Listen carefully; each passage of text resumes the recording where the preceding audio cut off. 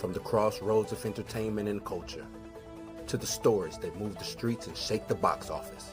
This is Blues Nightly News, the world of movies, music, comics, and culture, the way it really is.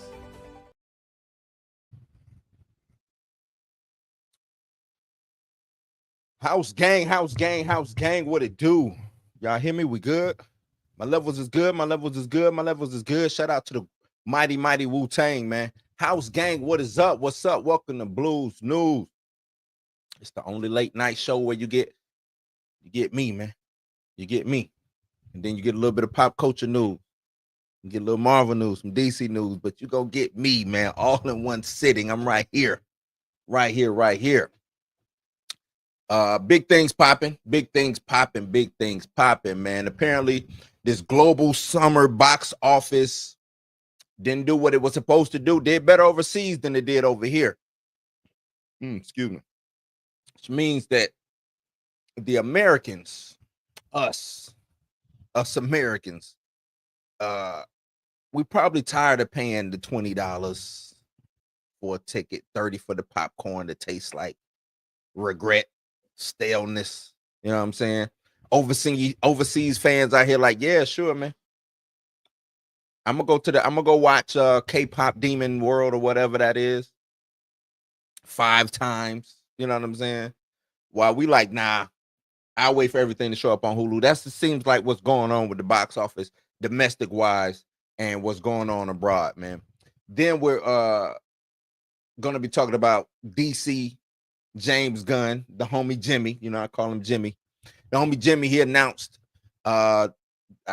kind of just the title to the sequel to Superman, calling it Man of Tomorrow. It's supposed to be July, I'm sorry, 2027. And that ain't a release date, man. That's just a random date. So I don't know. We don't, I don't know if it's hard date or what. Then as for debate tonight, we talked about Marvel Zombies yesterday. I want to revisit that. Blade finally entering into the MCU again, but it's not Blade, right? After years of delays, rewrites, rumors, and things of that nature, the real question is, can Marvel really make us care? And is Mahershala Ali, is he even a part of this? You know what I'm saying? So house gang, we finna cut deep, man, deep like a vampire fang tonight. So let's get it started, man. Let's get into this box office situation. Let's start with this box office. Let's start with the box office situation going on here. Start with the box office.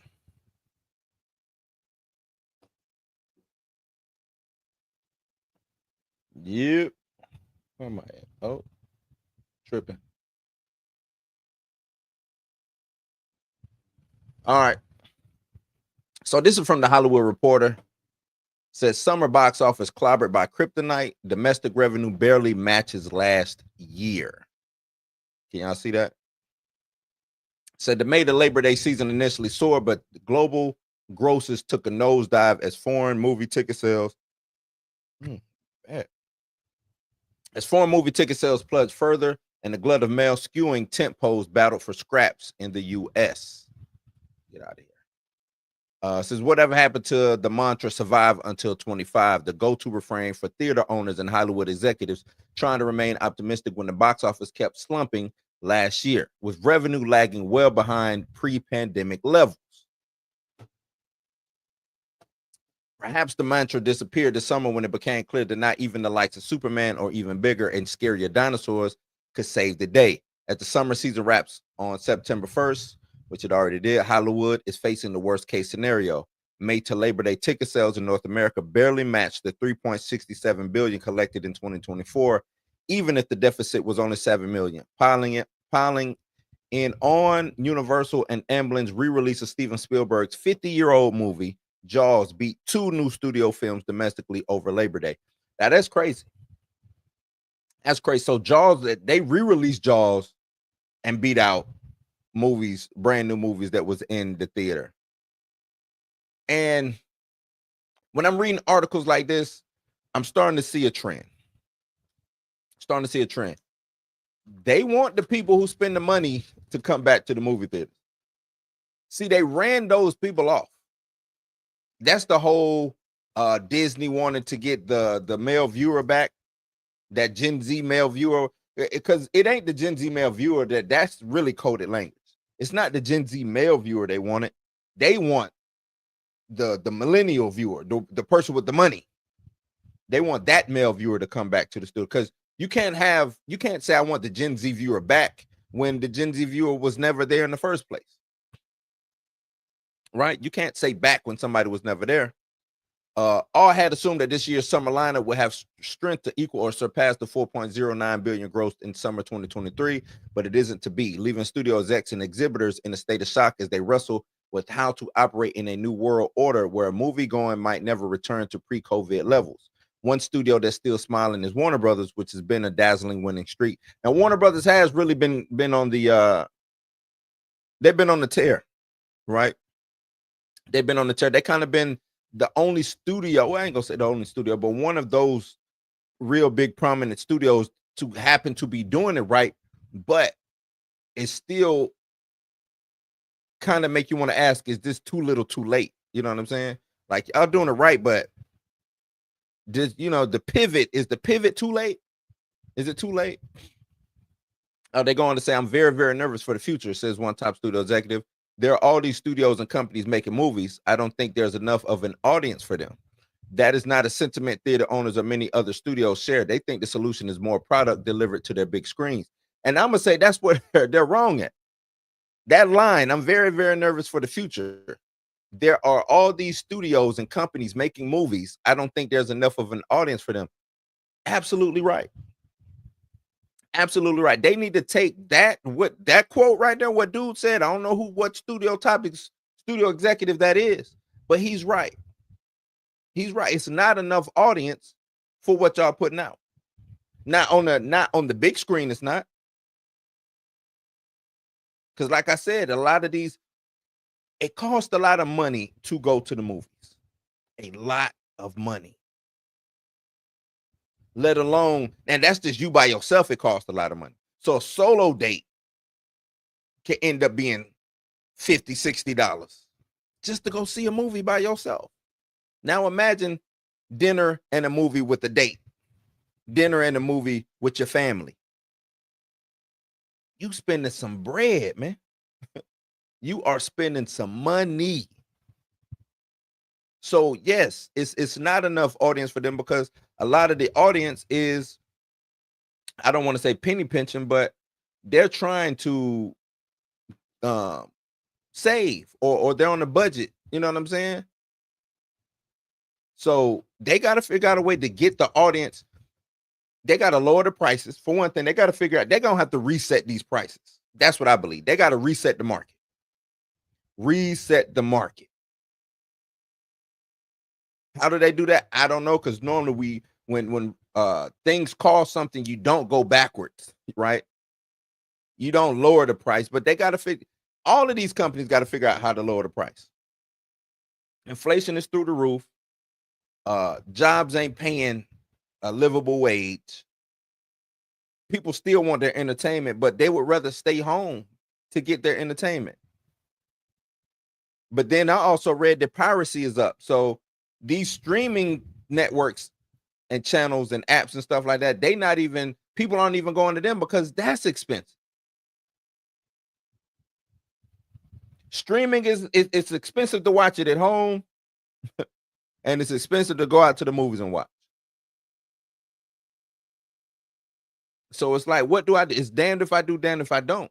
Studios, they ain't going to wisen up, man. They're going to have to make it. They got to figure out how to make the experience feasible for the moviegoer to come and want to watch these movies. Simple and plain. Simple and plain. They're going to have to figure it out. So the season certainly started off with a bang, but grosses took a nosedive in the latter half of the life raft, once provided by the foreign box office, nearly deflated, and a glut of male skewing tentpoles battle for scraps. In North America, Disney's live-action Lilo and Stitch and Paramount's Mission Impossible: The Final Reckoning fueled a record Memorial Day weekend. Lilo took in 182 million during the 4-day holiday on his way to becoming the only 2025 title so far to cross $1 billion. That's crazy. At the global box office, but Mission Impossible opened to a franchise best 79 million domestically for Paramount. The late May bloom resulted in domestic revenue being up 25% year over year, but the downhill slide soon started. Since June 13th, we had just one up weekend, which was July 11th through 13th when Superman opened. So Superman was out here. Superman came in and did, and we talked about it here. We knew Superman was going to come in and hold it down. And that's exactly what it did. Superman came in and held it down. So which was up from July 11th through the 13th. ComScore chief box office analyst Paul Dergarbedian, hope I'm saying that right.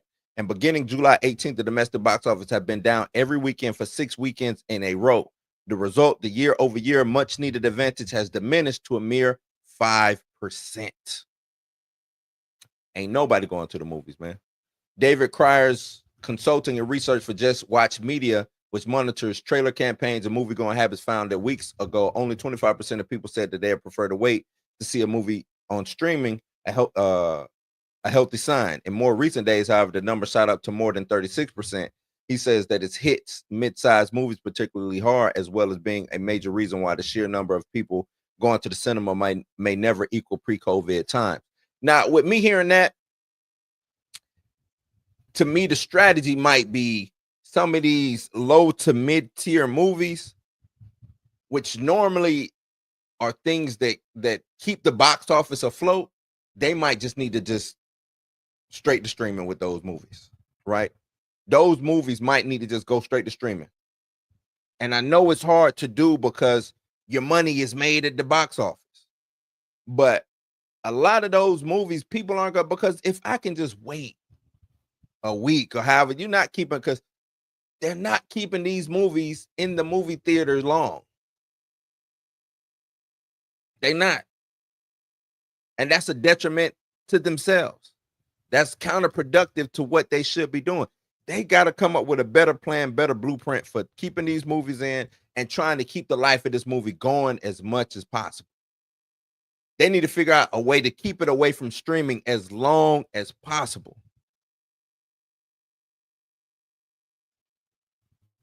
Says, I don't think the studio system will fill the gap that started from the pandemic, says the founder and CEO. Just Watch.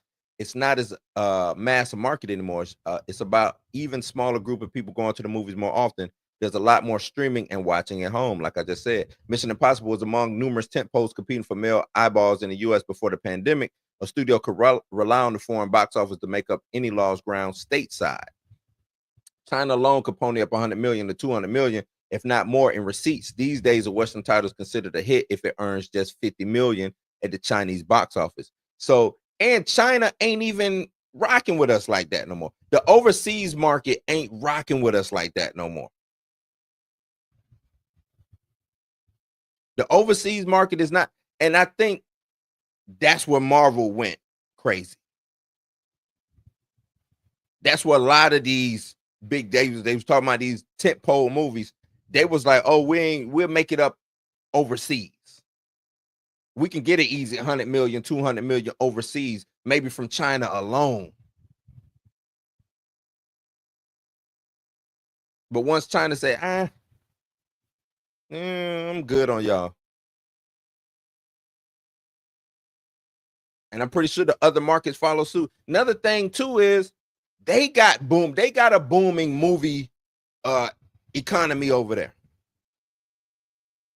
They're showing up for their own movies now.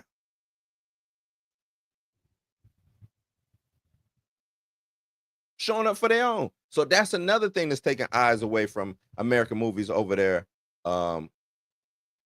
in the foreign box office. Since take Tom Cruise Mission Impossible franchise, whose movies has always been popular in China. This summer, Final Reckoning took in a stellar 65 million for a foreign cum of 400.6 million and 598 million globally. Yet that pales in comparison to the 181 million grossed by Mission Impossible Fallout in 2022. The film's foreign haul was 604 million for a worldwide total of 824. So it's a what's that? That's a gap, right? That's a big gap. Jurassic World Rebirth also prospered in China, earning nearly 80 million. That's part of its global total of 887 million, but that's nothing compared to the 261 million earned by Jurassic World Fallen Kingdom in the pre-pandemic era. The 2018 movie grossed 1.3 billion. So look at that. Probably if you get that extra, what that'd be 180. If you got that extra 180 for Jurassic World Rebirth, you will get the 1.3 billion. But that 180 disappeared because you only got 80.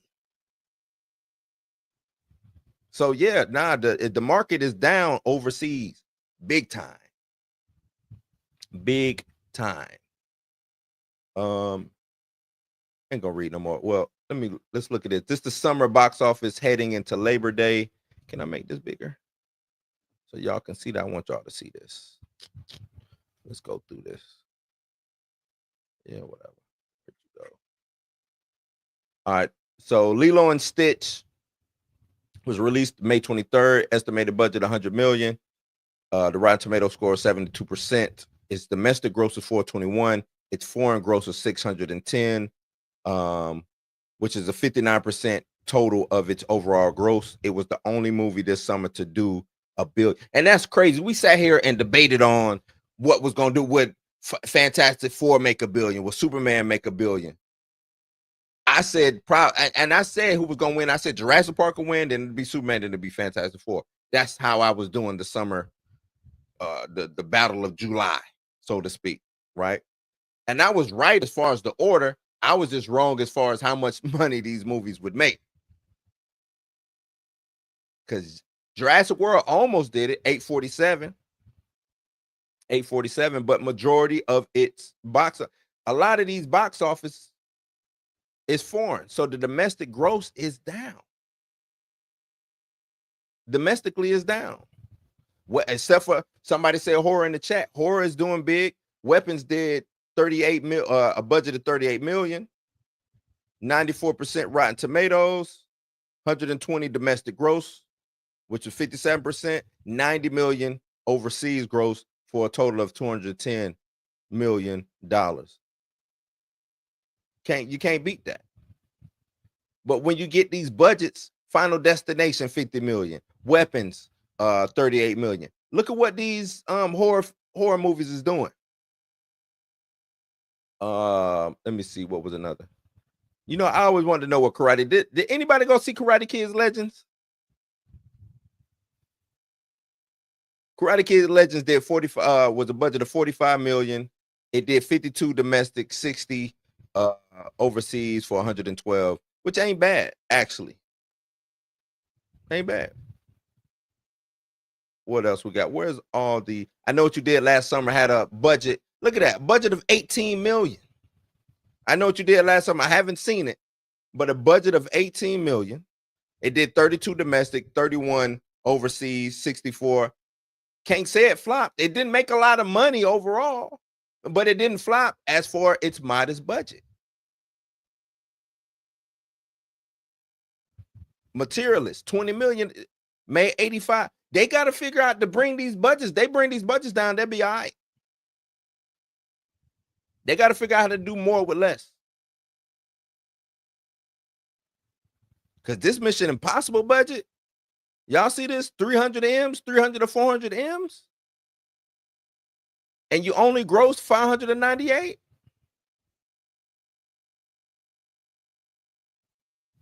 F1 the movie, 200 to 300 M's? Why? These budgets is outrageous, man. Outrageous. That's just crazy work to me. Crazy work. What do y'all think about the summer blockbuster or the summer movie in general? What am I looking for? Do you think did Hollywood win the summer? Because it seemed like this summer came and went, right? We had talks of these big movies. Thunderbolts was involved. Superman, Fantastic Four, Jurassic Park, F1, right? Like these are some big movies, but it seemed like Came and went. In and out. In and out. In and out. Let me get to some of these super chats before I go to the next subject. Buck. What up, Buck? Buck hit me with a $4.99 super chat. Much appreciated. He said they got to lower these budgets or they doomed. They are. You ain't said nothing but a word, my guy. They got to lower these budgets. They got to. I don't see them surviving. I just don't see them surviving. $200 to $300 million. Mission Impossible 300 to 4. You damn near $500 million.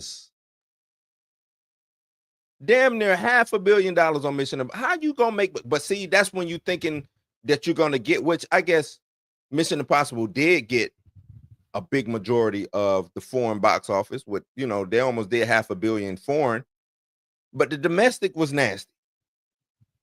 Low domestic. Same thing with F1. Low domestic. Now the thing about F1 is it was supposed to be it started off as a straight to streaming movie anyway because it was Apple, but they decided to put it in theaters. So I guess this is just extra money for them.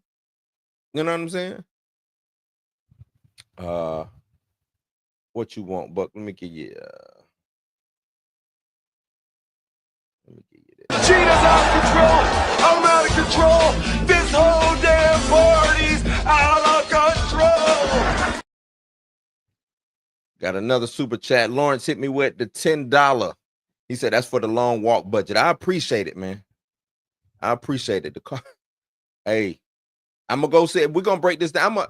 I'm gonna go see it. I think I'm gonna see if I can get Mika on the show. Me and Mika, which we normally do Thursday nights, but Thursdays my Thursdays is gonna be taken up now due to football with my son or whatever. But we're gonna dissect this long walk, man. We're gonna dissect this long walk. Yes, indeed.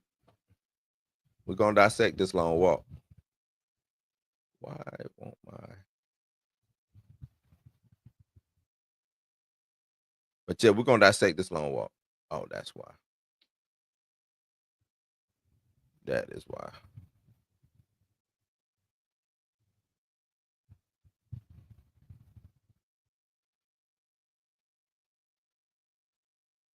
There we go. I just put the poll up. I thought the poll was already up, man. It is a poll. So y'all go check on the poll. But Lawrence, I appreciate it. Here you go. I got this for you, my guy. This is the rain. Everybody lay down, behave. Now give up the cash, don't make us have to This laugh. is the rain. Everybody lay down, behave. This is a hold up, your head should go up. Yeah. And the crazy thing, Perp. What's up, Perp? I ain't seen Perp in a minute. The Demons. I watched the Demon Slayer trailer last night as I think I was on Hulu. What I was watching Hulu or something. I was watching something last night, man. And yeah, that Demon Slayer look. What is Infinite Castle? Oh yeah. And the Long Walk double feature. That will be fire. That will be fire. Yes, indeed. Yes, indeed. All right. Let's keep this thing moving. Y'all let me know what y'all think about these summer blockbusters, man. Y'all let me know what y'all think about these summer blockbusters, house gang. Do y'all think theaters is dying in the what can theater, before I go, what can theaters do to change up? Let me ask y'all that. I think they should go the way of merging with I think I said this before. They need to merge with like a main event, a Dave and Buster's. They need to start because we're seeing studios, these Warner Brothers buying up different studios. When a movie theater is going to look into buying other event places, right? Or when are event places like a main event or Dave and Buster's going to say, hey, let me buy AMC or let me buy the mom and pop movie theater that's in the city. That's what I think. They got to figure that out. I think that'd be a dope way. Dope way. But yeah, is it dying in the US or are we just broke? I think we just broke, man. I think let me not say broke. I think we are using our money for different reasons. And watching a movie just ain't one of them. Just ain't one of them. Just is not one of them. So let's keep this thing rolling. Up next, let's talk this James Gunn Superman. Talk old Jimmy Gunn. Jimmy Gunn. Now we got Jimmy Gunn came out today. Hit us on Instagram, I want to say, with a picture, that picture right there that y'all looking at of Lex and Soup. And said Superman, or just said Man of Tomorrow. Really, and I think he hit us with the release date, right? So that'll be 3 years after, well, no, 2 years. 2 years after this reboot, which is, I guess, is pretty typical, right? Pretty typical. More grounded, maybe. Classic Superman story. Maybe this leads into something bigger, right? Maybe. I don't know. Hopefully. So from this movie to that movie, hopefully he's constructed a bigger DC or more in-depth, let me not say bigger, just a more in-depth DCU universe, right? More in-depth DCU universe, because I was hyped for Superman this summer. So, and I think the hype might have returned for these other people as well, So y'all let me know. Let's bring this article up. Where am I at? Get out of here. Get out of here. It's from Variety, man. Variety says Superman sequel Man of Tomorrow says 2027 release date of July. David Cornsweet would dust off his red trunk soon as a sequel to James Gunn's summer hit. Superman will fly into theaters in less than 2 years. Director and DC Films co-head James Gunn took on social media on Wednesday to announce an official title and release date for the project. Superman Man of Tomorrow will hit theaters July 9th, 2027. In his announcement, Gunn included a comic book image of Superman standing next to Lex in a war suit, a pretty clear signal that the sequel will continue to focus on Luthor's and antipathy for the Man of Steel. In the DC Comics, Luthor, played by Nicholas Hoult in the film, creates the suit in order to match Superman's strength and abilities. It seems that after the failure of his plan to use a clone of Superman to defeat him in Gunn's first film, Luthor has decided that he needs to cut out the middleman and get the job done himself. We know that in August, Warner Brothers Discovery CEO David Zaslav personally announced that Gunn would return to write and direct the follow-up to the character's full-stop creative reboot. The film earned more than $611 million in the worldwide box office this summer, making it the highest-grossing superhero film of the year. Man of Tomorrow will follow the 2026 release of the outer space set Supergirl, which will be directed by Craig Gillespie, and the body horror film Clayface, which will be directed by James Watkins and written by the homie, my guy Mike Flanagan, starring Tom Rhys-Harris and Naomi Ackie. The accelerated schedule also means that the Superman sequel will debut before Matt Reeves' The Batman Part 2, which is currently slated to open October 1st, 2027. The Batman Part 2 ain't coming out, y'all. Bat 2 ain't coming out. Battinson Part 2 is not coming out. I don't believe it. I don't believe Battinson is coming out, but that ain't who we talk about. So we got this. This is the post that Gunn did on X, on Twitter. Man of Tomorrow in theaters July 9th, 2027. He didn't really add anything else to that, just this picture, which is a dope picture. Real dope picture. Him and Lex, like they just said, Lex in his kryptonite powered war suit. I want to see how they pull this off. I want to actually see how they pull this off, because I think that's the thing. Us seeing Superman, us seeing Hope, like these strong heroes who are more brute strength than anything, watching them beat up and have fisticuffs with somebody just as strong or another tank-like character with massive destruction and things like that, that is spectacle. That is dope. That is what people come to see, right? We don't come to see Superman talk Brainiac down, right? With the power of hope or something like that. Nah, we want to see them hands get thrown. You know what I mean? We want to see them hands throw them hands. So this was just a little quick thing. James Gunn releasing this just out of the blue too. That's why I like a lot of people telling James Gunn. I like James Gunn on social media, man. I like James Gunn on social media. You never know what you're gonna get with old Jim. I like him. Do what you do, man. Keep putting out the stuff. Keep talking reckless, crazy, whatever you be doing. Put it out there, man. Put it out there. Because he really be about it. He really be about what he be talking about. He really live his rep. You know. But are we ready for another Superman movie? And what do we want in between the Superman movie? The Superman movie and from this summer to 2027. Hopefully we get some, like I said, some in-depth things. More characters. I know we got, like they said, Supergirl, Clayface. Hopefully he announced some more maybe some Wonder Woman situations. I would like to see the Wildcats show up or something from that Wildstorm universe. I know they wanted to do the Authority, which is a Wildstorm IP. I want to see some of that.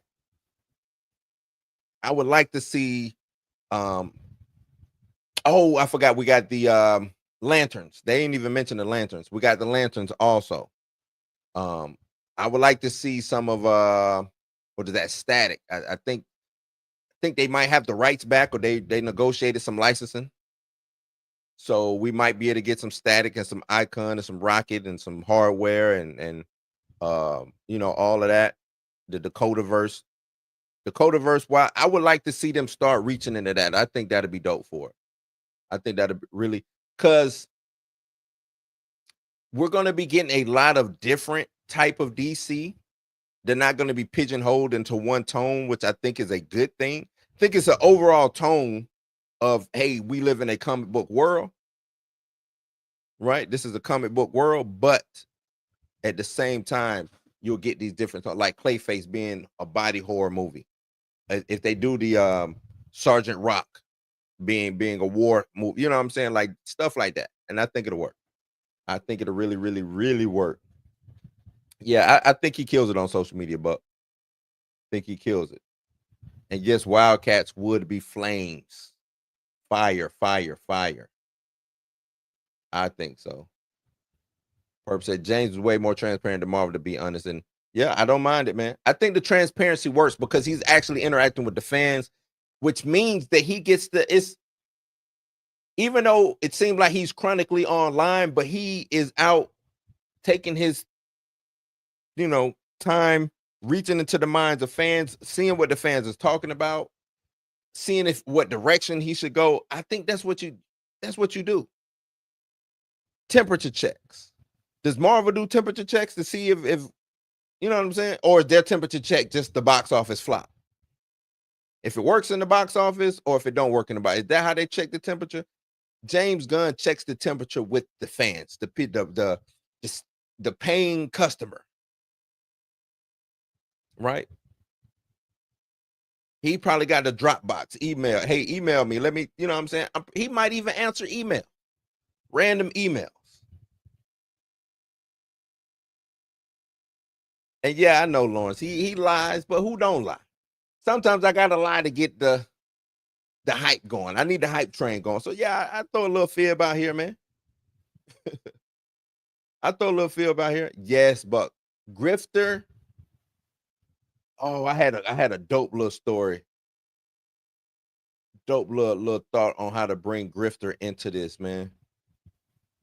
Especially if they do go into the Wildcat. If we get Grifter over in like Gotham, you know what I'm saying, on the Batman side of things, oh, that'd be crazy. That'd be crazy. We talking now. We talking now. Yeah, Kevin be lying. Kevin, to me, Kevin lies more than James Gunn. See, Kevin lied for no reason. The fraudulent one just be lying. At least Gunn lied just to, you know, try to get the people riled up a little bit, stuff like that. Feige just come out here with the lie. It'd be blatant lies. Oh, we do have finished scripts. No, y'all don't. Y'all ain't got no finished scripts. Soon as he said that, all the actors came out and said, man, I don't know when the next time I'll be showing up. The script ain't finished. I don't know if I'm done shooting or not because the script ain't finished. But Feige out here talking about, oh, yeah, we got finished. We finished our scripts. I don't know where that's coming from. That's always been y'all MO. Y'all never had finished scripts. Yeah, Buck, I think he do be trying to misdirect us. I think so. But y'all let me know.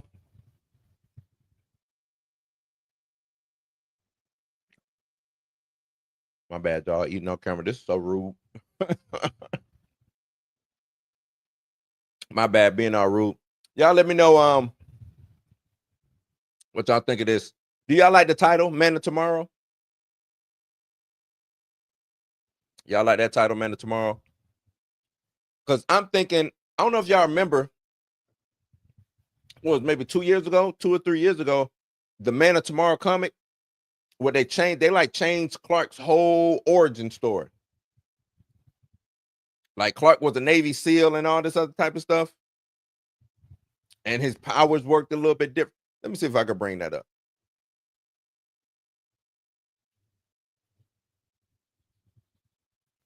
It was a dope book.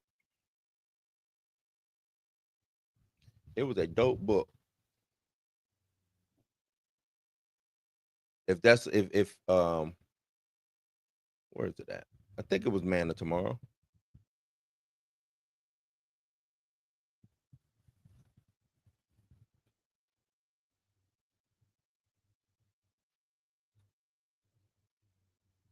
But then, like, he left the Navy SEALs and all of that.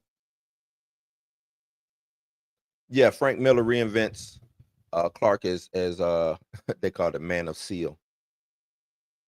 So it was a year one. My bad. I thought it was a Man of Tomorrow book. It was a year one. It was a year one. And he was a Navy SEAL. They reinvented him as a Navy SEAL. It was actually pretty good. It was actually pretty good. He did buds training and all that. But he was trying not to use his powers. So I think that's pretty dope. But yeah, let's keep this thing rolling. Let's get into the debate. Let's get into the main topic. Let's get into the debate. Let's get into this Blade. Let's talk Blade. Mahershala Ali, Blade. Let's talk Blade, man. Let's talk Blade, man. Get you off the screen. Let's talk some Blade, because this Blade is getting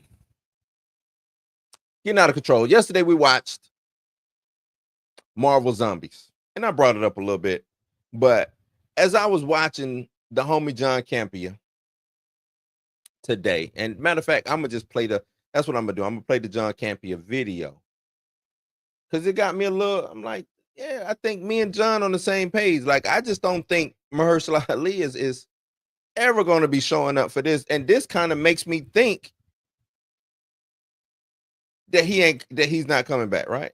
This makes me think he's not coming back. We know Marvel has come out multiple times and said, oh, Blade is moving forward. Blade moving forward. We still don't have a script. Mahershala Ali is in his 50s. Two-time Oscar Award winner in his 50s. By the time we get a script, what they say it take like another 2 years to even make that into fruition. Is Ali still attached? Should they just move on? Is it just time for them to move on? Multiple rewrites, behind the scene issues, all types of stuff, man. Let's before I start, this is the debate. Is Marvel too late on Blade? Like, have they kind of paraded us along so long to where we just don't even care? You know what I'm saying? Now, we know Blade was ahead of his time back in 98. Now we got all these delays. Has Marvel killed the hype? Will fans show up no matter what? Just because vampires, easy money, should be easy money, right? will this Marvel Zombies iteration of Blade get the hype back going? That's what I want to ask y'all. So let's watch this clip from John Campia.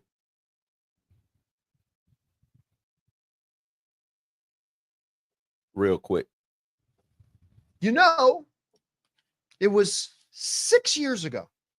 This summer marked 6 years since at Comic-Con, Kevin Feige stood on stage and said, "Oh, one more thing," and brought out Mahershala Ali and announced that he was going to be Blade. 6 years 6 years, man. ago, that was. And Mahershala Ali, and at the time, I remember going, "My God, this is a 2-time Academy Award-winning actor. This is two-time, one of the best guys on the planet. He's going to be great." But I do wonder a little bit. I said at the time, he's 45. He's 45. And I wonder, which is still young, definitely to play in a movie, but is he young enough to play the character for another 15 years or whatever? Whatever. That 45-year-old guy is now 51. And they still don't have a script.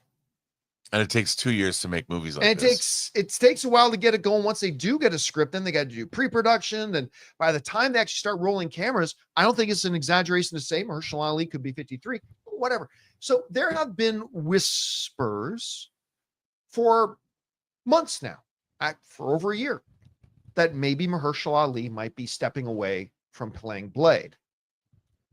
He said it's been whispers, right? We sit up here and talk about it all the time. Like, to me, if it's been whispers, then it probably is. Ali is probably out. If it's whispers going around Hollywood, if it's whispers going around John Campia's circle, you know, he's connected a little bit more than the average YouTuber. He's out in Hollywood and LA and things of that nature. I'm pretty sure that's true. Pretty sure it's true. Whether it's because of contractual obligations, scheduling conflicts. At this point, I mean, could be a lot of reasons he would step away. But, you know, Kevin Feige keeps saying, no. Mahershala is our guy. We're going to make a Blade. We just want to make sure we were just talking about Feige lying. I think that's probably one of the bigger lies that he's been telling us. Oh, no, we're going to make Blade. Oh, no, it's coming. And the reason why I bring that up, because Campia is about to bring up a real telltale point when it comes to this Marvel Zombies situation and Mahershala Ali. Do it right, you know, saying all the right things and all that kind of stuff. But something interesting happened yesterday that has really got the conversation going a little bit more. For you guys who remember, yesterday, Marvel released the trailer for their upcoming Marvel Zombies, which I can't remember. Is that like a 3 or 4 episode series, or is it a movie? I can't remember, to be honest with you. But they released a trailer for it. Florence Pugh is doing the voice of Yelena. Shang-Chi is the voice of the actual actor. A number, like a whole bunch of them, as they used to do with What If. Well, we got our first look at Blade. Now, remember, I even brought this up a little bit yesterday, right? All of these MCU actors are in this Marvel Zombies feature. No Mahershala Ali, though, with his character being the scene stealer. With his character being the scene stealer, no Mahershala Ali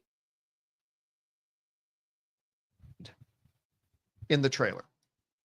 Blade Knight, they're calling him. Blade. But you know who was not doing the voice of Blade?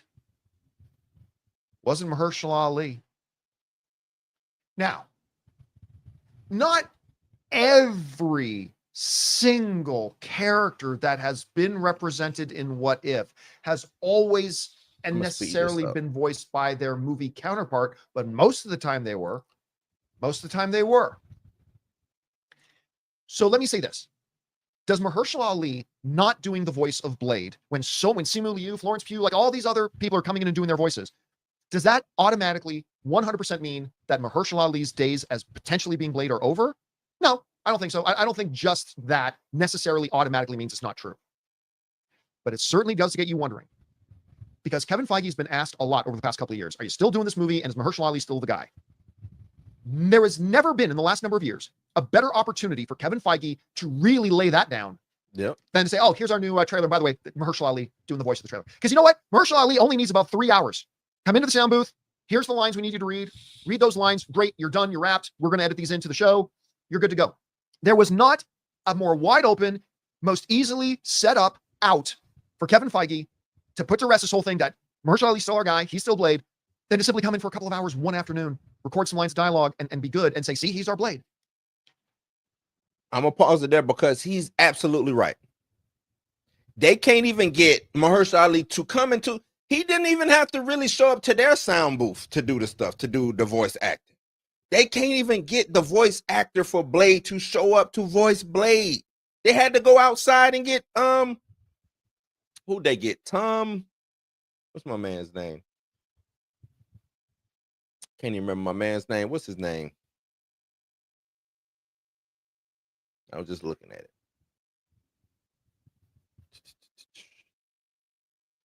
Damn it. I'll find it. But think about how easy it would have been to set me up. Think about Feige. Do you know how easy I would have had to be like, hey, you got it, dog. Feige, you got it. You set me. Think about how easy it would have been to set somebody like me and all the other naysayers up. I told you we got him coming. Here he is. He's right. He's playing Blade Knight or whatever they call him. Moonblade. He playing Moonblade. Easy work. That would have been easy. Like John Campbell said, 3 hours. Hey, man, here go. Give him to, break him off how much time money it would be for his time. 3 hours in the booth, do your lines, call it a day. Todd Williams, that's it, but they couldn't even get the man to come in and do that. Something ain't right between Mahershala Ali and Marvel.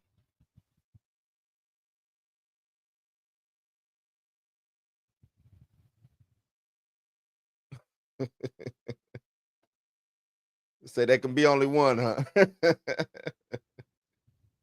But nah, it would have.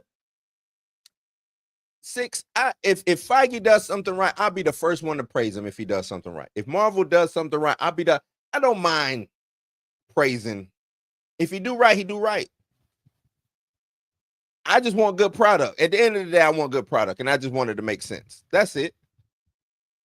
That's it. I want my money to be worth it if I'm gonna go spend it. That's all. I think that's all anybody should be afforded, right?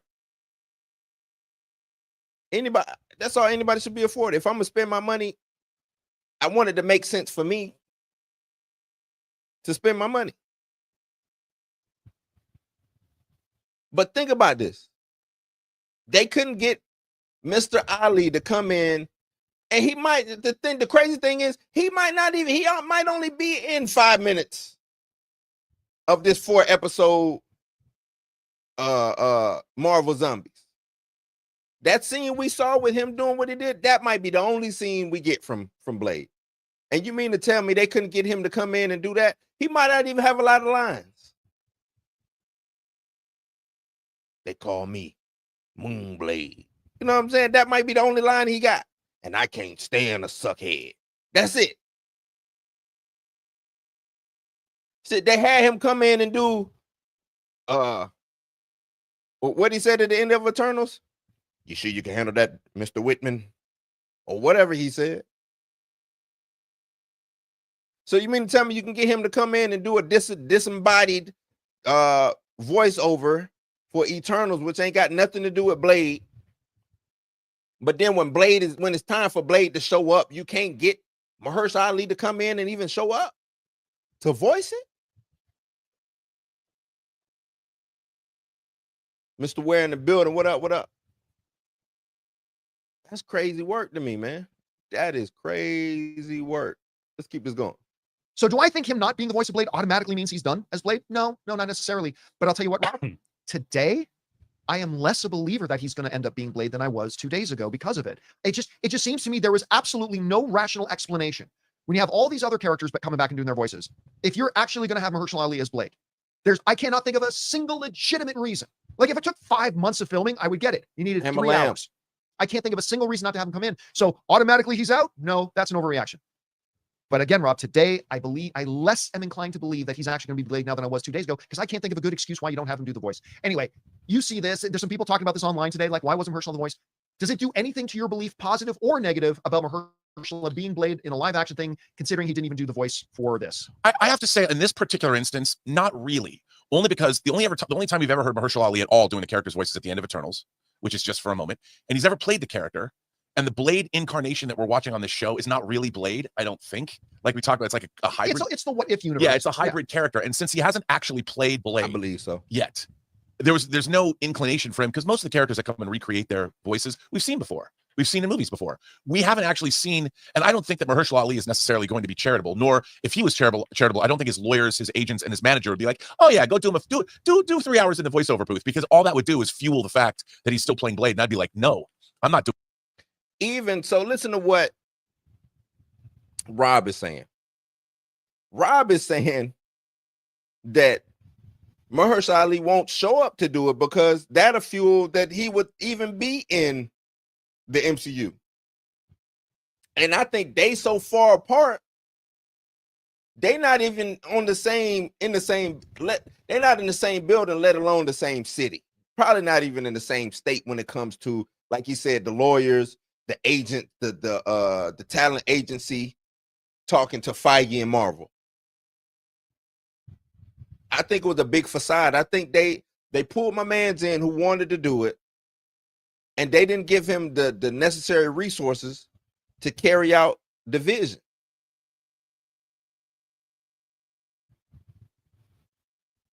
Doing that. They haven't even put a movie together for me in 6 years, and I'm a multiple Academy Award winner.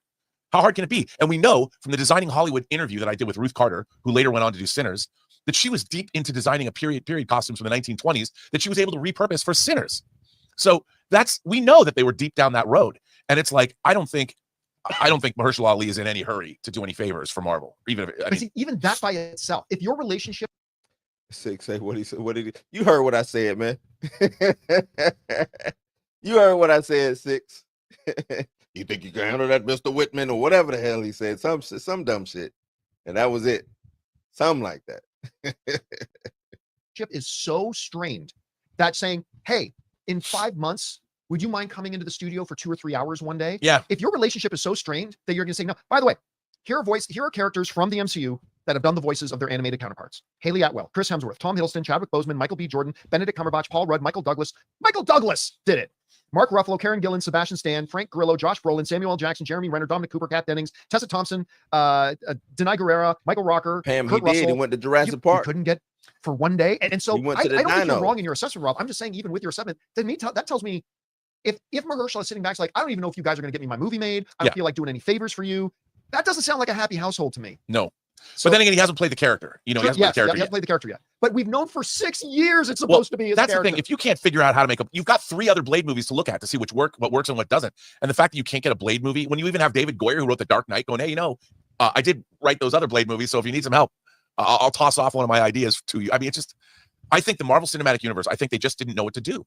I honestly believe, because incorporating that much supernatural into the MCU, there's a lot of questions that need to be answered. Even I've been saying, like do the undead, did they get snapped away when Thanos snapped his fingers? I mean, I know it seems silly to say that, but you've got to understand. But it's all life. You see how they asking these questions? Does Feige ask these questions? Does his parliament of goons that he got, do they ask these questions? Or do they just say, let's bring Blade in? You have came up with canon and consistency throughout the MCU, the way things have to be told and done. You can't just come in and bring a Blade in without explaining and having a reason for Blade to be there. Like Rob just said, that when Thanos snapped, did the undead disappear too? Did they go away?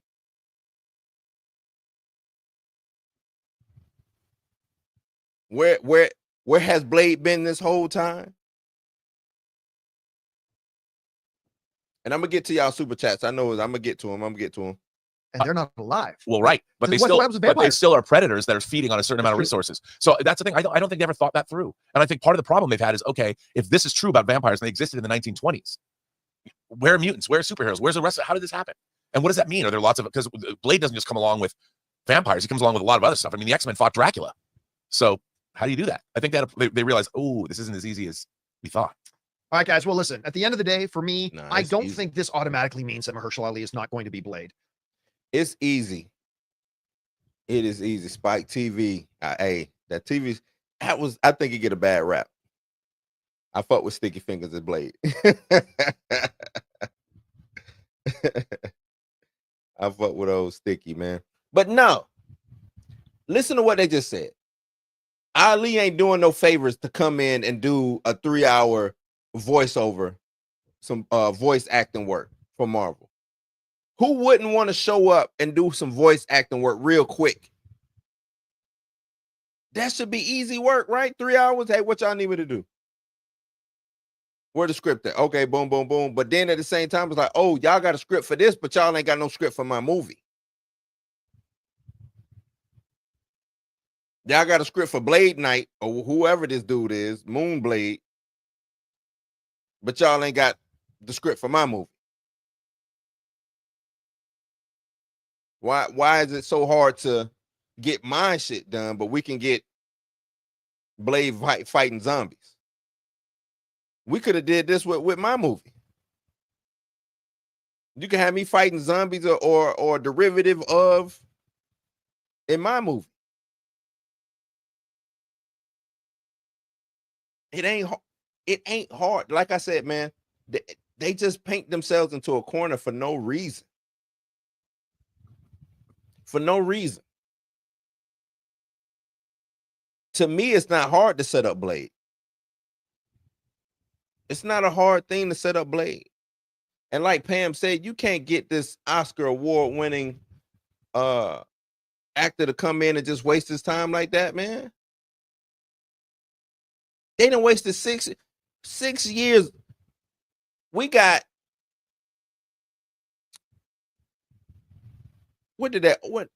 let's go back to the announcement.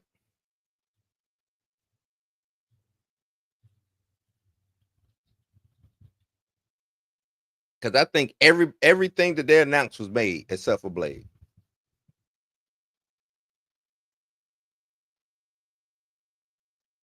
Everything was, so we get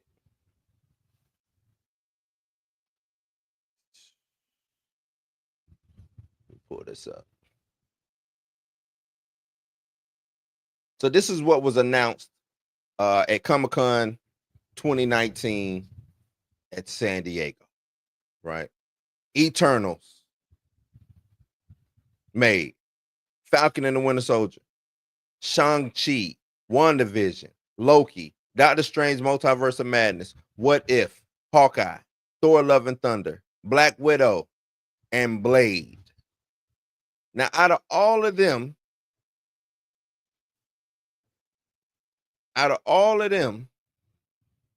Blade is the only movie that didn't get made.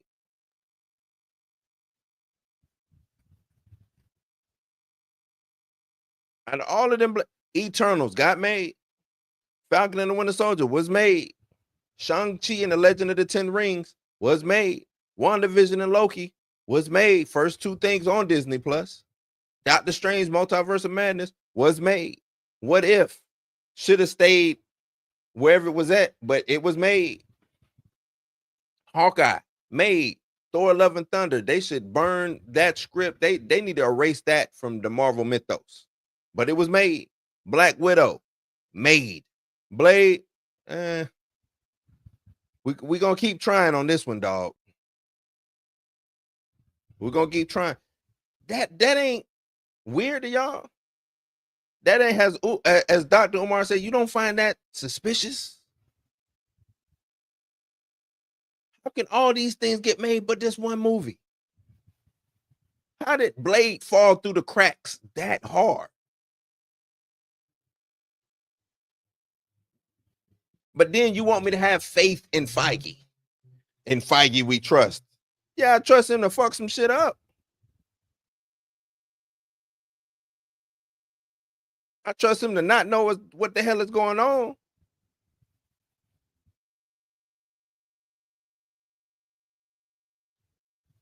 This is crazy, man. This is crazy. Let me get to y'all supers, man. Let me get to y'all supers.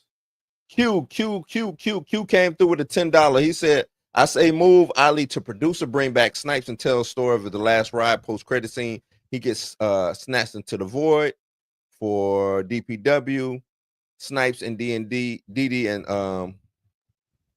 what's DD? What's DD and SW? Full recast at the reboot. Oh, Doomsday and Secret Wars. Yeah. I think Snipes, because Snipes said what he said, and I don't think that was like a joke. I think that was a joke, but real. You know what I'm saying? I think that was a joke, but was real. Appreciate the $10, man. Let me give you this one. Let's ride. Q with another 5. Q, you hooking me up, bro. You hooking me up. You might end up being the sponsor, man. Q says Ty Williams is a great voice actor. He replaced Ali in Invincible. Any chance Todd is BP and Ali is Blade and they're just hiding it? Nah. I don't even think I don't think we're gonna get a voice from Black Panther. Like, I think a lot of these scenes in the trailer are just scenes. No voice necessarily needs to be said. Was Tom Holland in that as Spider? Because who gonna be playing Spider-Man?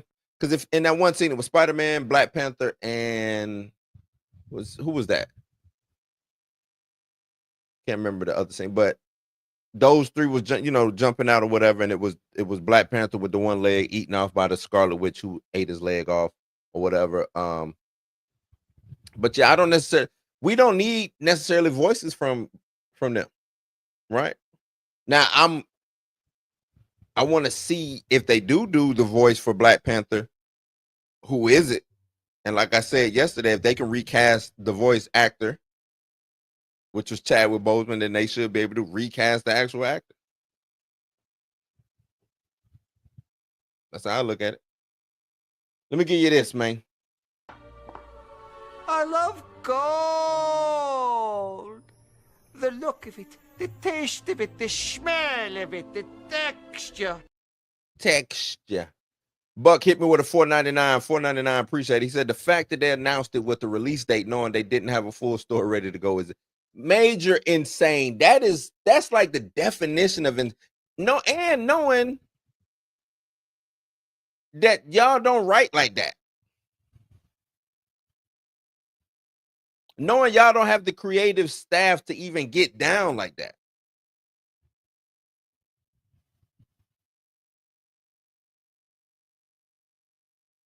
You don't have the creatives in your pocket.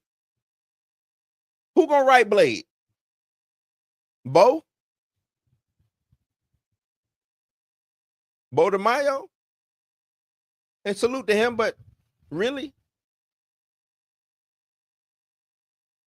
Maybe he would have did a good job. Maybe, but y'all beefed with Bo, or Bo was beefing with y'all. Either way,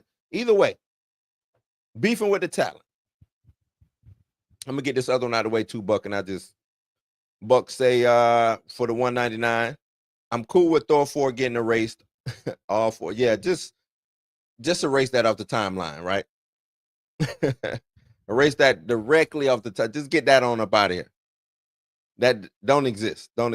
Get that up out of here. Let's redo Gore, the guy Butcher. Let's just get that up out of here, man. Get that on up out of here. But yeah, man. What else? Let me see. Did I do this? I did that one already, didn't I? Cheetah's out of control. I'm out of control. This whole damn party's out of control. So yeah, man.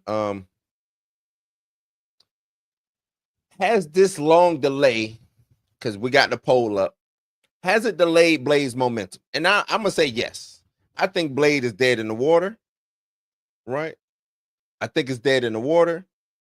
As much as people are anticipating Blade, I just think it's dead in the water. I just don't see it happening or coming out and doing what it needs to be done. But then I also want to pivot. If this Blade pops off, do we get a animated series or maybe a what if series? You know what I'm saying? If Blade Knight rejuvenates Blade and gets the fans to get back behind the Blade, you know, the Blade bandwagon,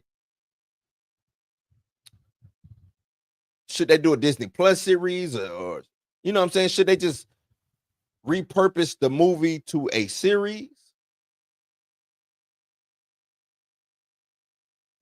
Should they do that? And does Blade even matter in this MCU space? With you know what I'm saying? Because it's hella crowded.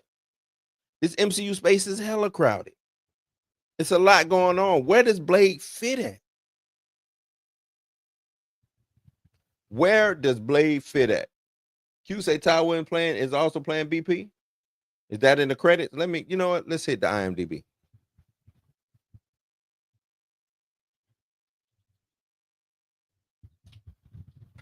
Let's hit the IMDb, see if they got it up and rocking.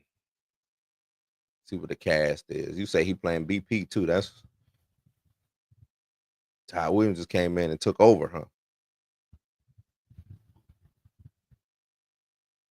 On here,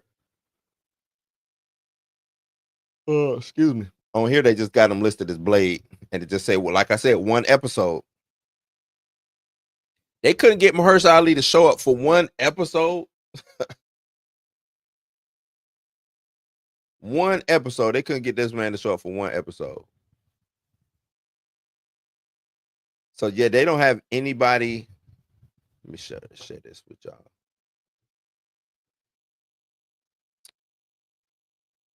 They don't have anybody showing up saying Black Panther. But and you know that's all subject to change. So, but I mean, I can see Ty Williams playing BP. If you know, so why not? Why not? You say you Googled it? Ty, what's up, man? I seen Ty. I've been seeing you. I just ain't had the opportunity to hop in on your spaces, man. But I see you. I see you doing it. Q, you say you Googled it? Let me see. Let me see real quick.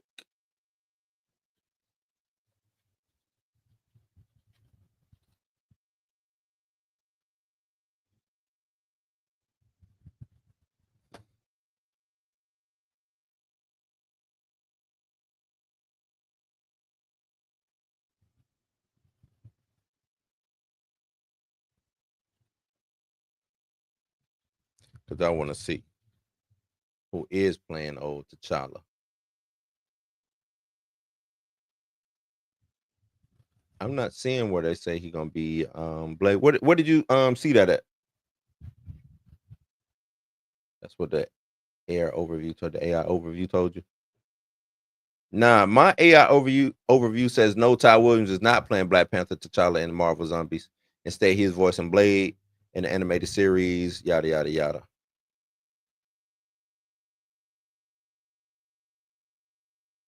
Since T'Challa's presence in the series has not been confirmed, and the role of Blade was previously held by so AI is saying that the role was previously held by Ali and is being replaced by Williams. So I don't know. I mean, and this is AI. We know that T'Challa is in the series. We just don't know how. Yeah, AI be lying, man. You can't be 100% with AI. AI be lying.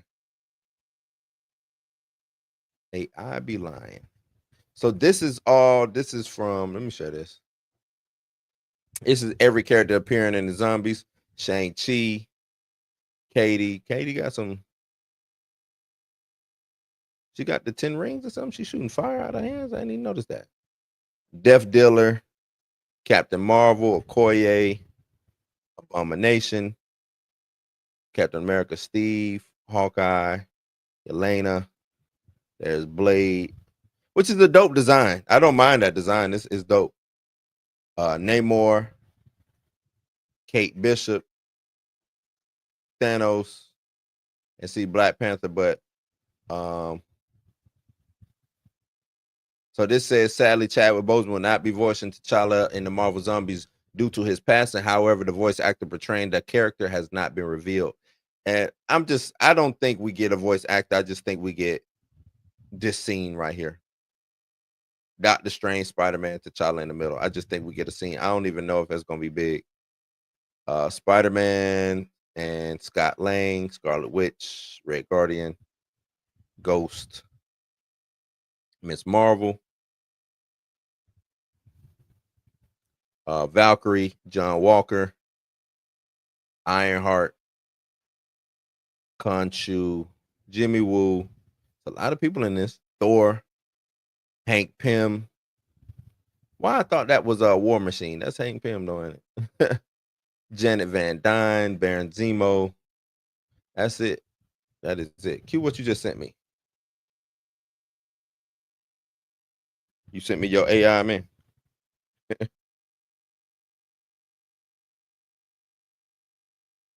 Yeah, I don't know, man. I see your AI. My AI didn't say that. This is AI overview is trash.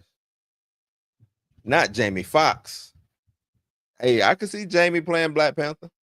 He'll do it too. He would do it. He would most definitely do it. Most definitely do it.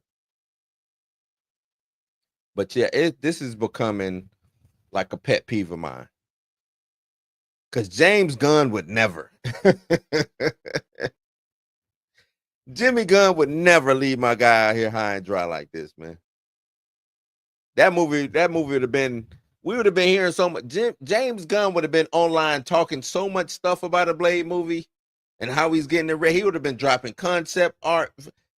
We ain't even got no concept. That's the crazy thing. We don't even have official concept art for Blade. He showed up in the Eternals for no fucking reason at all. Let's just shoehorn him into this movie. Or his voice, I should say. Mr. Whitman.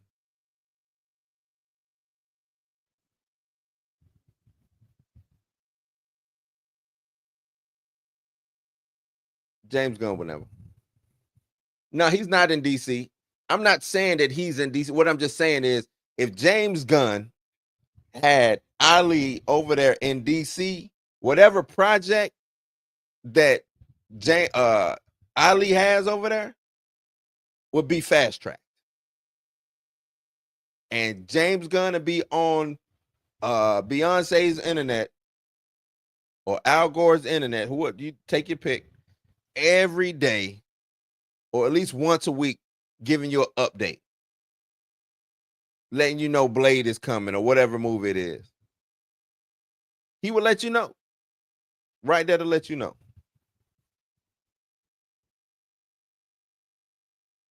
Yeah, he was.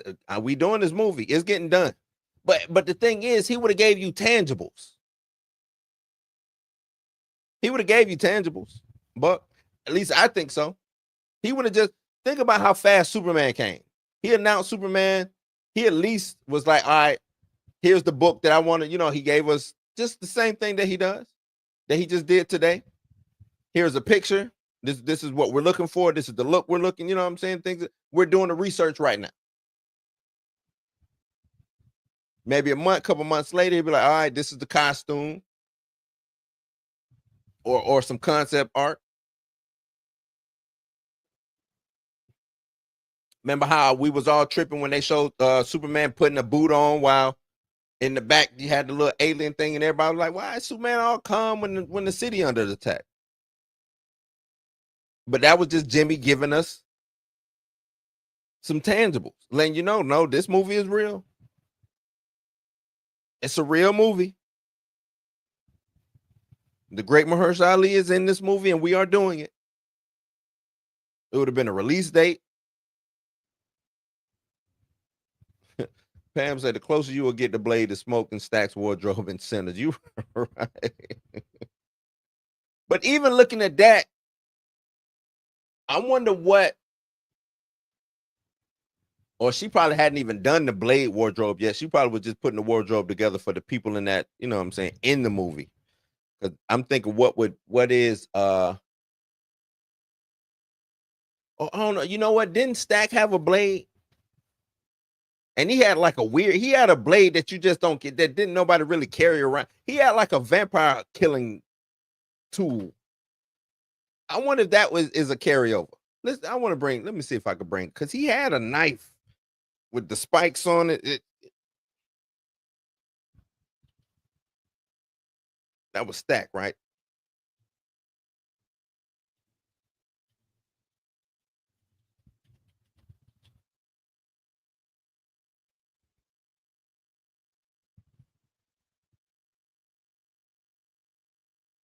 Or was that? Oh no, that was just a trench knife. But either, yeah, I guess that fit. World War II trench. I guess that fit. Well, World War I, right? World War I trench knife. So I guess that fit. But he carried around that blade. All right, now Pam, you're going a little too far, man. You're going a little too far. But they want Michael B. Jordan for something back in Marvel. If they can't get Killmonger to come back, they're gonna figure out a way to get Michael. Ryan Coogler is gonna figure out a way to get Michael B. Jordan in another Marvel movie. Right? He gonna figure out a way to get Michael B. Jordan in something. Yes, I believe. But I say that for soon as Sinners was announced, and I read up on Sinners, I said, "Oh, he ran off. He and it was Coogler ran over to WB to do it." Oh, I said, "Oh, he ran off with the script. He ran off with the script, man. Ran off with the script. Went over to Warner Brothers. Hey, Zaslav, I got one, bro. I'm bringing Michael B. Jordan with me, man. Let's do this. Vampires, 1920s. What you think? Or 1930s or whatever. What you think?"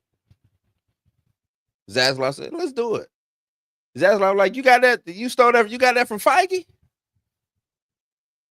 Oh, yeah. He was probably happy. "You got that from the front?" "Oh, yeah. Let's do it." Yep, put the seasoning on it and made it hit. And he did that just to, he probably, you know what I'm saying? That just showed you how easy it probably could have been done if they was going to go that route.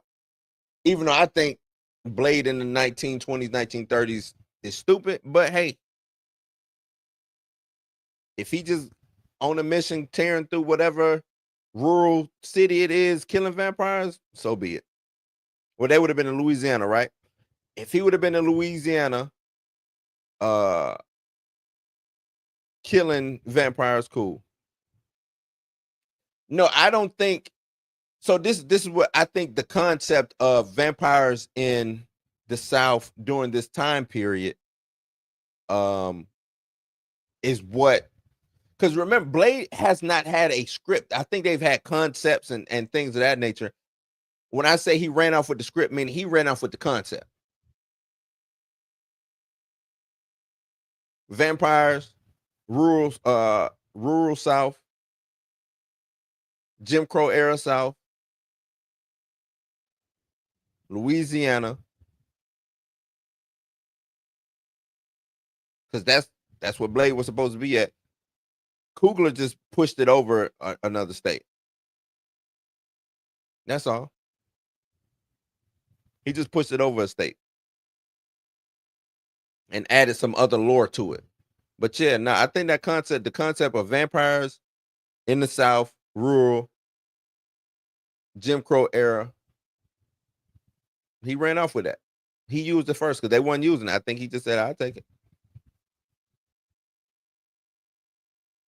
So it could have started in 1930s Louisiana, like Duncan MacLeod or the Clan. I'm waiting on them to do another Highlander. That's the second Highlander reference in the chat today. Have y'all been watching Highlander? Q say Ali for Icon. Too slim. Not bad. I mean, I think Ali will be able to pull it off, but his build is too slim for me. I think Jonathan Majors would be a dope Icon. Matter of fact, the more I see Icon, the more I see Jonathan Majors. I think Jonathan Majors will kill it as Icon. Ali, if Ali was to come over to DC, who could I see Ali being? I'm gonna have to sit on that. Who can I see Ali being? I'm gonna have to think on that for a minute. Yeah, Stamina. Stamina said Icon made flesh. Yeah, I'm telling you, I when I see Jonathan Majors and I start thinking who Icon, it just pops in my head ASAP. Jonathan Majors will kill it as Icon. Kill it. But yeah, I don't know who Ali could play over there. Bronze Tiger. I'm thinking Bronze Tiger, maybe. I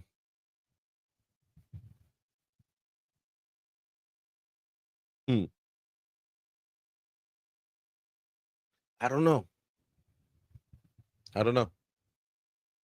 That's why it should be done, though, Q. That's why it should be. The Majors goes over to DC and it's success. It pops off. It goes crazy. Fans love it. And to me, I think that's easy work. Ali could play hardware. Ali is hardware, which is Dakota versus basic Iron Man, equivalent. That's who I could see him playing. Val Zod, nah. I hate that black Superman concept. Val Zod, nah.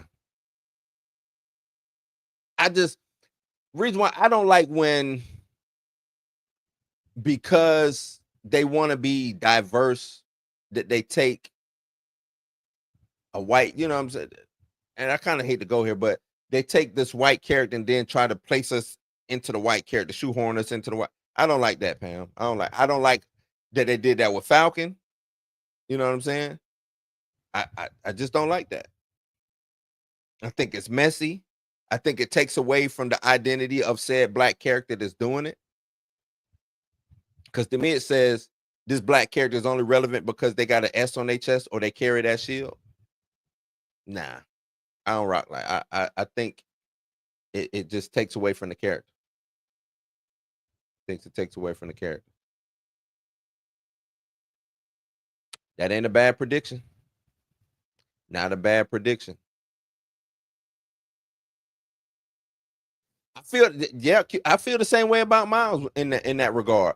I would like for him to have his own. I don't mind him being a spider person. I would like for him to have his own name, which he does. See, you said, what about Miles? Everybody knows that Miles Morales is not Spider-Man. I know we're getting a whole circular debate about that, but Miles Morales is not Spider-Man. He is Miles Morales. Spider-Man. You see how they do that? Like, I wish he would have had his own name, his own identity, because they're giving him things that kind of surpasses Spider-Man when it comes to his powers. You know what I'm saying? But he is a different character. See, the thing about like a Val Zod is he's Superman, right? Or they had the other black Superman. Like those are black, those are Superman. That's exactly what they're trying to be. Superman in blackface. Miles is a little bit different, that he existed at the same time that Peter Parker existed. He got bit by the same spider, yada yada yada. We know the story. But I just wish that he could have got a different name. I think it still would have worked with him having a different name. So Stamina says same. No black Superman, blatantly derivative, feels insulted. And that's how I feel. Just feel insulted. This feels insulting, man. Like, we got to do that. Like, my character only works if I'm now Captain America. You know what I'm saying? Like I felt like they thought that they couldn't make Falcon work unless they made him Captain America. Buck says, "Yeah, I'm cool on that. Just use the black stories. Yeah, just you because that, and that's another thing. You have black characters. Use the black characters. You got them. Use them. Y'all are supposed to be in the business of making me care about these characters enough to where they become popular. Y'all are supposed to do that. That is y'all's job. Don't take the easy way out by saying, okay, now let's make Sam Captain America. That'll make his stock go up. That'll make people care.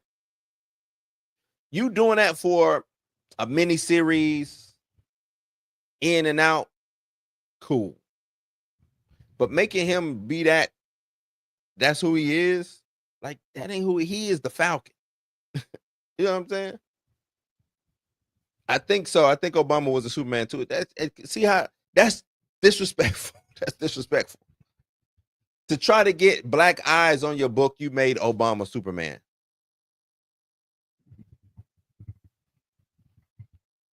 To get black eyes on your book, you made Obama Superman. Nah. Nothing creative. Nothing creative is in that. Nothing. Reskinning characters is mad lazy. Here, guys, it's your turn now. Anything more than a what if? Right. Give me the what if. Call it a day. What if? Call it a day. Dwayne Dillon says Miles Morales no Spider-Man, nothing. That's what I'm saying. I don't want him to have if they would have called him like Kid Arachnid or something like that, like I think something like that would have been better. Stinger or something. I don't know. Does it work better as Spider-Man? Yeah, but because Spider-Man is probably, if he ain't one, he's two of the most I want to say the most famous superhero or the most successful superhero, I would say. Batman, Spider-Man, then Superman. Because Spider-Man don't play. Spider-Man does not play. So I think you just piggybacking off the Spider-Man name, and it takes away from the writer, the editor, and all of these people to make Miles Morales cool on his own. He could have just been called Miles. That's how we address him anyway. We don't address him as Spider-Man. That's how you know he's not Spider-Man. He's not even addressed by that.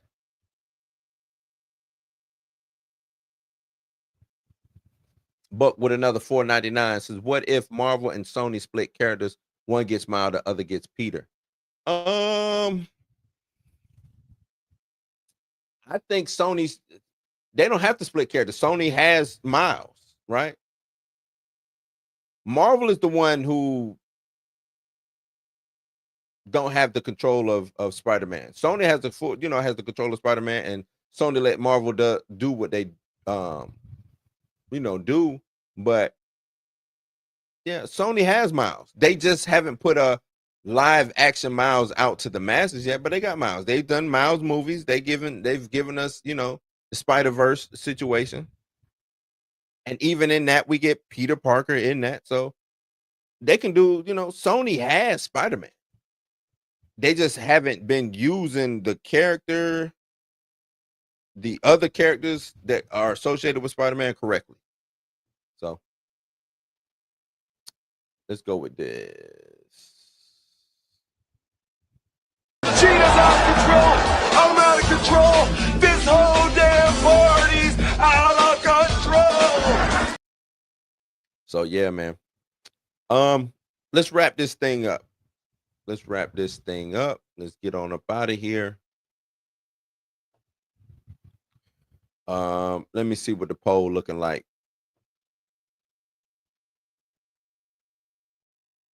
43% say no. Well, I can't see the. Okay, there we go. 29% says yes, day one, I'm there. 43% says no, it's too late. The hype is dead. And 29% says maybe. It depends. So cool beans, man. Cool beans. I appreciate everybody who came through. Once again, we out here doing numbers, man. Once again, get them likes up. Get them likes up. Replay gang. So as you come in the building, get the likes up for me, please, if you could. What's that? Oh, my bad. I was like, why is that doing that?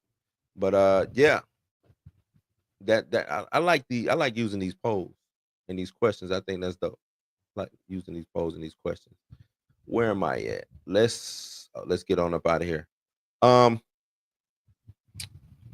So yeah, that's the show, man. Thanks for rocking with me. You know, I consider this like the late night style. Or I'm gonna try to fashion this into like a late night style Jimmy Kimmel. What's my other man's name? You know, they do those late night. I'm trying to fashion it that way. So y'all are going to see a lot of construction going on as far as how this channel works and operates.